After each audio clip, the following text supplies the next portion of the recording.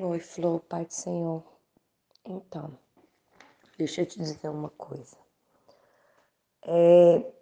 Infelizmente, a gente não pode mudar o outro, entende? A gente não pode tentar fazer com que o outro ele decida aquilo que a gente quer, né? Tudo na vida são escolhas. Da mesma forma que eu tive minhas escolhas, você tem as suas, e todos nós temos escolha, né? Qual que é o problema, o grande problema, quando as pessoas são dependentes emocionais? Elas não estão preparadas, não conseguem engolir ou processar quando o outro escolhe diferente das expectativas que elas lançaram sobre a situação. De alguma maneira, a gente sempre pensa, não não vou conversar mais. Se eu não conversar mais, vai continuar aqui. Se eu não tocar no assunto, vai que esquece. Não, eu vou ficar aqui na minha, porque pode ser que fique tudo bem, né? Só que muitas vezes não, a outra pessoa já está maquinando, já está se organizando para dar um fim na convivência. E nessas horas, Amanda, quem é o dependente emocional e quem está preso nesse relacionamento ainda, né, pelos sentimentos, pelo compromisso, ou até mesmo pelo grau de dependência da situação, essa pessoa ela vai sempre sofrer muito. É desesperador. Só porque nessas horas é que a gente vê que a gente não está firmado no Senhor quanto deveria estar. Então, todas as vezes que o meu relacionamento com Deus não é forte o suficiente para suportar a saída de uma pessoa na minha vida, seja cônjuge, seja o que for, essa pessoa vai sofrer muito. E é a hora que a gente precisa começar a pedir a Deus para que a gente venha desenvolver um relacionamento tão forte o suficiente que a gente não é que nós não vamos sofrer, não vamos sentir falta, mas isso não vai me desestruturar. Esse é o problema. Porque casamento, relacionamento em geral, ele só existe quando as duas pessoas estão em comum acordo de se relacionar. E o casamento, para ele existir, tem que ser bom para as duas pessoas. Não, mas eu dei tudo de mim. Ah, mas eu fiz tudo que eu tinha que fazer. Eu não sei por que a pessoa tá assim, por que a pessoa não me quer mais. Porque tudo eu fiz. Tudo eu... É simples. É porque a pessoa decide. A pessoa não quer, por algum motivo. Pelos motivos dela. Ela tá certa nisso? Não, porque casamento é uma coisa muito séria. Casamento para Deus é só um. Casamento para Deus é um. E quando a gente vê que a outra pessoa escolheu diferentemente de nós, escolheu cair fora do compromisso, diferentemente da gente, o que a gente faz? A gente fica em paz. Por quê? Porque quem permanece fiel na aliança permanece em Deus. Quem sai é quem está descumprindo. Porque casamento para Deus não é só a morte separando. E eu tô falando aqui com gente crente. Eu tô falando de gente crente. Gente que conhece a palavra, gente que ministra, gente que canta, gente que é obreiro. Essas pessoas deveriam entender que Deus odeia o divórcio. Odeia. Deus odeia o divórcio. Aí eu já vi pessoas que falam assim, não, lá não está escrito que Deus odeia o divórcio, lá está escrito que Deus odeia o repúdio. Aí acontece divórcio quando as pessoas querem viver junto? Acontece divórcio? Não, não acontece divórcio. Só acontece divórcio, só acontece separação quando uma das partes ou as duas repudiam continuar junto. O repúdio é a raiz do negócio. É o que Deus odeia. É o fato de um marido virar e falar assim: eu não quero essa mulher mais. É o fato de uma mulher falar: eu não quero esse homem mais. O que é a carta de divórcio? É só a oficialização do negócio. Aí às vezes a pessoa fala, não, mas Deus não... Entendeu? As pessoas, elas não entendem que Deus julga o sentimento. Que Deus julga lá na raiz, lá no coração. Então a pessoa que permaneceu na aliança, a pessoa que permaneceu dentro dos princípios do Senhor, ela deveria estar sentindo paz. Porque se Deus fala que eu dei o repúdio, que eu dei o divórcio, eu preciso entender que a pessoa que acabou de praticar isso, ela tá o quê? Ela tá ferindo o coração de Deus, ela tá ferindo um princípio, não ferindo o coração não, mas ferindo um princípio do Senhor. E a Bíblia vai dizer que o pecado gera morte. Morte física, nem sempre, mas todas as vezes morte espiritual. Então, automaticamente, essa pessoa vai começar o quê? A andar fora da presença de Deus. Não vai ter Espírito Santo mais. Não vai conseguir, daqui a uns tempos, as ministrações vão mudar. Pode até ministrar? Pode. Por quê? Porque eu não preciso do Espírito Santo para fazer uma palestra. Eu posso muito bem pegar um texto aqui, falar sobre ele, mas o que vai acontecer? As pessoas vão olhar, não vai ter convencimento, não vai ter Espírito Santo, não vai ter mover, porque não é só eu catar aqui a palavra, né, a Bíblia, e dissertar ela como se ela fosse um livro de receita, como se ela fosse um livro de história, um livro de Shakespeare, ou um livro sobre ensino de alguma coisa. Entendeu? A palavra ela precisa ter unção, precisa ter derramamento. E essa pessoa, sem a presença, não vai ter. E aí a pessoa vai começar o quê? A esmorecer, a falecer. E aí vai o quê? A Bíblia não diz que um abismo atrai outro abismo, então um pecado atrai o outro. Então agora tudo começa com a mentira. Abriu a porta da legalidade para mentira, aí vem isso, vem aquilo, vem aquilo, vem aquilo. Quando você vê, a pessoa está no fundo do poço. Então quem deveria estar na aliança deveria estar o quê? Zen, mas não acontece.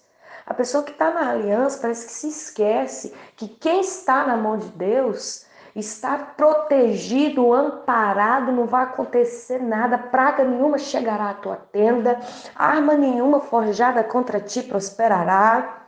Aquele, né, que toca no... Ai daquele que toca no ungido do Senhor, e tal, tantos outros versículos que temos que colocar na nossa mente e no nosso coração, para a gente entender que nós escolhemos a boa parte, nós escolhemos a fidelidade com Deus. Mas a gente olha para quem está no pecado, para quem está buscando, né, essa saída do casamento. Porque a pessoa, não, às vezes fala assim, não, é porque eu não quero mais. Eu vou viver com minha mãe, vou viver com meu pai. Eu quero ficar sozinha, eu quero ficar sozinho. E tal. A pessoa acha que o fato, né, de estar saindo dessa forma, ela acha que não, tá tudo certo. Deus, não. Deus, ele é bem enfático. Ele vê, quando a gente olha lá em Malaquias 2:14, a gente vai seguindo os versículos, a gente vai ver o quê? Que ele é enfático. Ele vê como violência. Ele vê como violência uma pessoa que deixa aquela pessoa com que viveu desde a mocidade. Ou seja, aquela pessoa que ficou anos e anos ali com ele, com ela, ali. Se você rompe aquilo, Deus olha como se você tivesse cometido uma violência. Ele vê isso como uma violência. Então é um ato que aborrece, é um ato que indigna o Senhor. É um ato, as pessoas precisam entender isso. E eu vejo muita gente também, quando, por exemplo, aí começa a ver o cônjuge que foi embora, começa a ver o cônjuge que foi embora a praticar as coisas, né? Porque um abismo puxa outro abismo, né? Aí começa a ver o cônjuge totalmente desalinhado, né? Daquilo que ele já foi um dia. Eu vejo muita gente falando assim, esse não foi o homem com quem eu me casei, essa não foi a mulher com quem eu me casei. Ué, e você acha que o pecado faz o quê? O pecado distorce a identidade. Uma das funções do pecado é distorcer a identidade do ser humano. É o que o capeta quer fazer, né? O homem foi criado, a mulher foi criada para ser a imagem semelhante de Deus. O capeta quer fazer o quê? Distorcer? Como tudo ele faz, ele sempre destrói, ele distorce, né? A obra do Criador. Então, o pecado tem né?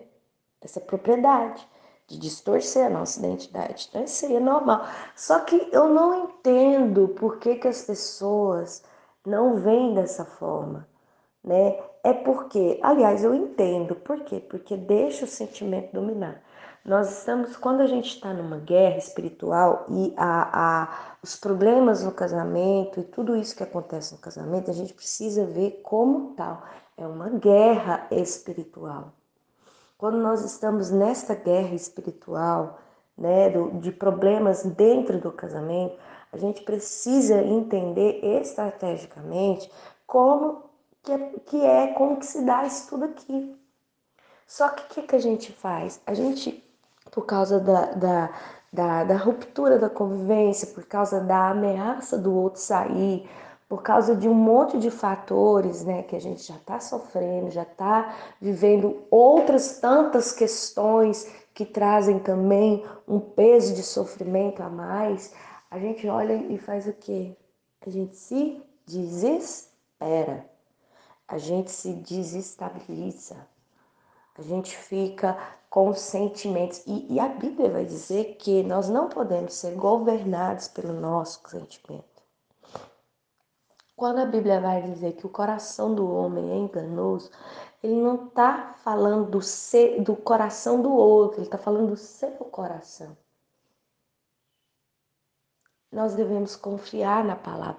É essa hora é que nós devemos, é nesse momento de fogo, de fornalha, é nesse momento de situação, do jeito que tá, é que nós devemos intensificar o nosso conhecimento da palavra.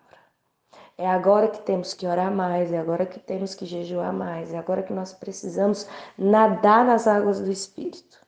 Por quê? Porque nós estamos numa guerra altamente espiritual. Só que eu volto a dizer, soldado ferido não enfrenta guerra. Soldado ferido, ele vai para o hospital para se recuperar. E quando nós estamos feridos, quando nós precisamos de cura, quando nós precisamos de amparo, a gente faz o quê? Deixa a guerra e vai para o hospital. Ana, como assim deixa? Você tá entendendo aqui, Ana, que tá falando que vai embora. Você tá entendendo aqui que não me quer mais. Você tá entendendo aqui, Ana, que tá me repudiando, que já tá arrumando lugar para ficar, já tá vendo uma maneira de ir embora e tal, tal, tal, e tal, tal, tal. Sim, tô vendo. Mas nesse não é o momento de você olhar para isso. Você tem que olhar para você. Por quê? Porque você está doente, fragilizada, passando por um momento complicadíssimo. Essa é a hora que você tem que falar, não, peraí, isso eu coloco na mão de Deus, eu vejo depois, e eu preciso olhar para mim. Então, a gente não pode esquecer que a nossa vida, ela está no controle de Deus. Mesmo quando tudo está indo por um caminho que eu não estou entendendo. Mesmo quando assim a sua esperança é que Deus de alguma maneira tocasse o coração e a pessoa mudasse e permanecesse. Mas aí você vê o quê? Essa pessoa sendo conduzida para fora. Entenda, Deus não vai pular processos com você, Deus vai passar processos com você, é diferente. Então confia no Senhor. Confia que isso está estrategicamente sendo elaborado para o seu melhor. Ana, não é o meu melhor, porque eu não quero que isso aconteça. Sim, eu sei que a gente não quer que isso aconteça, mas confia que é o melhor. Confia no Senhor. Descansa o seu coração, porque aquele que tem o controle de tudo, ele não vai perder o controle do teu casamento.